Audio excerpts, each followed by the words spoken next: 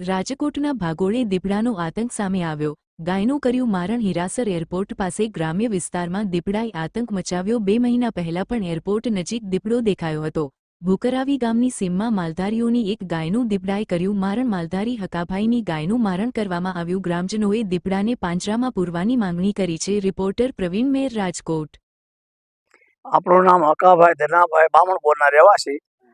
અહીંયા વસ્તુ આપણે સીમમાં બામણપોરની વાડીમાં અમે અમારી વાડી છે ત્યાં રહેતા હતા. ત્યાં સવારે અમારી 5 વાગે દોઈને આ બાજુ નદીમાં માલ બધો દગડ્યો. પછી પાછા રોંઢે 5 વાગે ઘા આવી નહીં.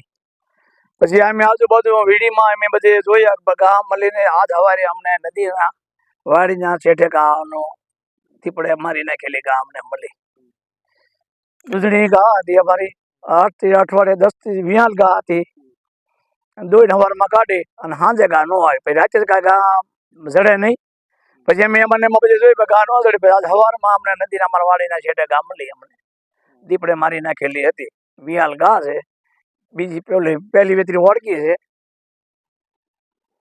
તો અમને હવે આનો ગમે જેવો તમે એને આપો. હવે આ અવર જવર અમારો લાંબો માલ અમારો 20 થી 25 માલ માર્યો છે.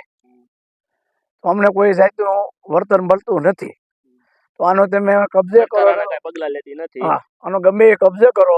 2 દિવસ ન થાય એકાદો માલ મારે. 1-2 દિવસ ન થાય માલ મારે. દીપડાનો કેટલા દિવસથી ત્રાસ? આ દીપડાનો 3 વર્ષથી ત્રાસ છે. ફોરેસ્ટ વિભાગ દ્વારા હા, ફોરેસ્ટ એક આવ્યા હતા. એને પકડાયો. એ રજૂઆત કરીને પકડીને લઈ હોય ગયા. હવે ઈ હોય પાછો દીપડો પાછો મારવાનું ચાલુ કરે છે.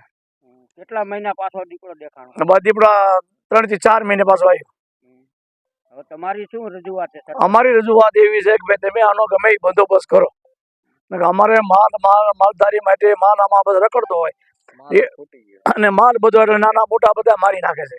રહેવા દેતો ને આ વિહાર ઓળખી મોટી તમે જુઓ એટલે ફાટી ગયેલી ઓળખી મોટી મારી નાખી.